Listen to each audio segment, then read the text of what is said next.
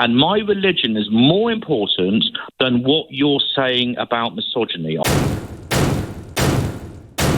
This is what happens when you tell the establishment the simple, inconvenient truth. A caller rings LBC to talk about rising misogyny in our schools and the culture that's causing it. Watch the host deploy every single cheap woke trick, gaslighting, dodging, and then, the biggest lie of all, to try and shut the conversation down. He thought he was smart, but he just exposed himself. If you want to see more videos like this, hit the like and subscribe button, and don't forget to ring the notification bell so you don't miss a thing. Now, let's watch this together, and then I'll share my thoughts at the end. James is in Tower Hamlets this evening. Hi, James. Oh, hello. I've worked for about 10 years in schools, in secondary schools in central London, and I've got some observations because what the government has said is in relation to misogyny amongst kids and the proposal to have extra lessons in the schools. Okay, so we all agree that misogyny has got worse amongst children. I'm sure you agree with that, Ben, right? Do you agree with that?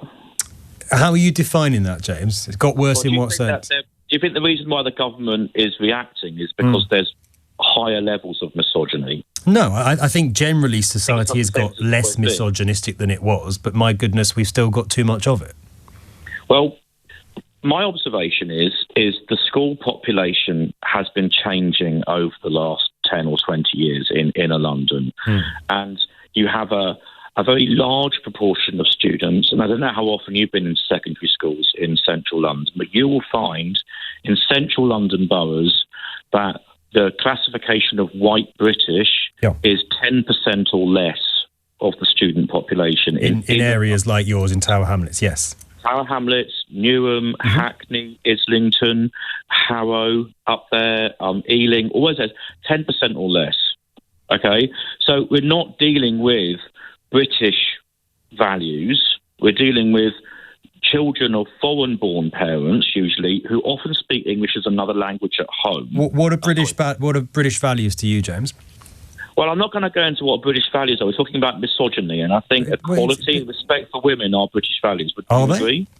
No, I wouldn't, actually. I think Britain... You wouldn't agree that's a British value? Britain, for most of its history, has been a deeply, deeply misogynistic country. It was legal for husbands to rape their wives until the early 1990s in this country. Till the mid-1980s. You couldn't get a mortgage as a woman without a husband's permission. So, yes, we've made progress. We've made progress in the last 20, 30 years. We're getting there.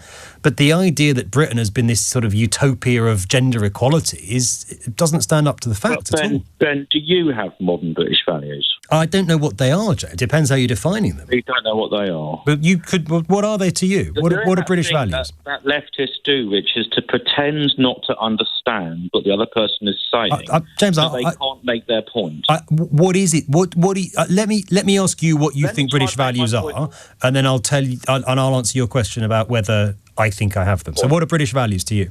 So I'm going to carry on with what my original point was. My original point was is that the population of students has changed a lot, and we've got a very large portion of students and who have different values about the role of women and see women as being inferior to men. And when you challenge this thought, we have PSHE lessons already where we teach respect for women and consent and all these things.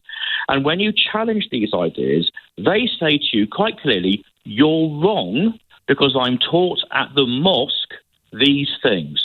And my religion is more important than what you're saying about misogyny. I don't agree. And what are they saying they're being taught at the mosque?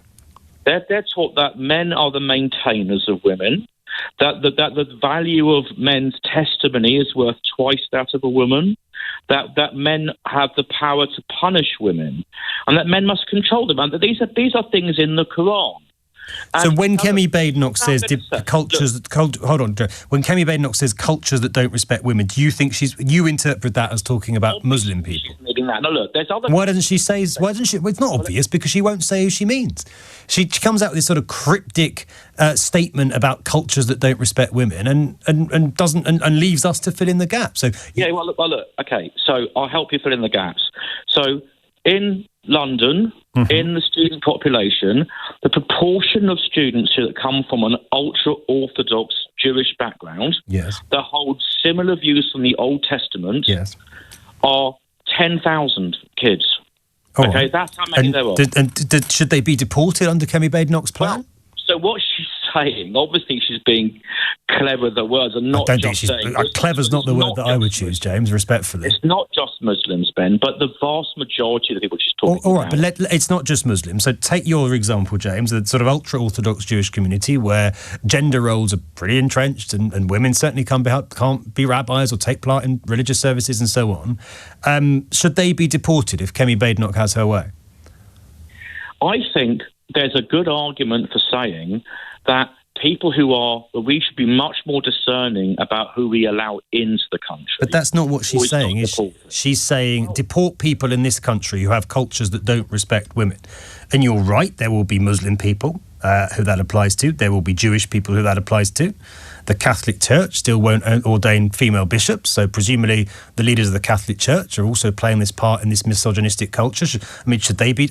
It sounds facetious, what I'm asking you, but it's not. It's the direct response. It's the direct conclusion from what Kemi Badenoch is saying, because you are right to point out, James, that there are all sorts of cultures where elements of misogyny, I would say, are deeply entrenched. So should we deport them all? That these children, they actually learn the Quran chapter and verse. All right, so should they be deported? At the weekend or after school. So should those kids be deported, James? Because Kemi Badenoch seems to think they all should be deported. Don't do Bible studies routinely, James, whereas Muslim children do. All right, and should they be deported for it?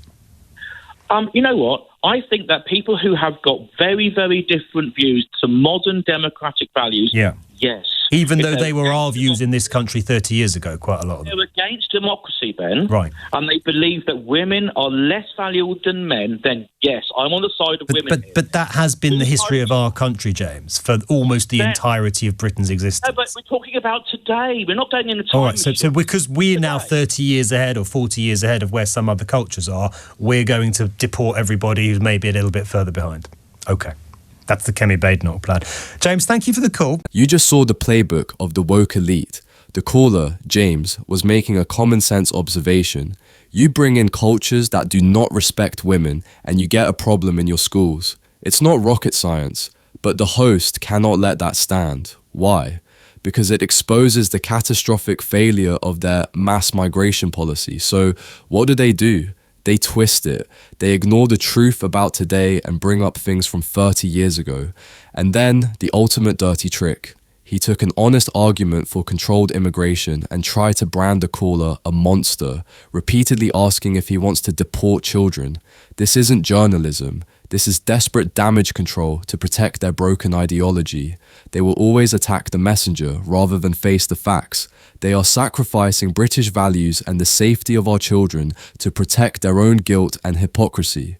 That host was trying to gaslight the country. Did he expose his own utter hypocrisy, or was he right to challenge James?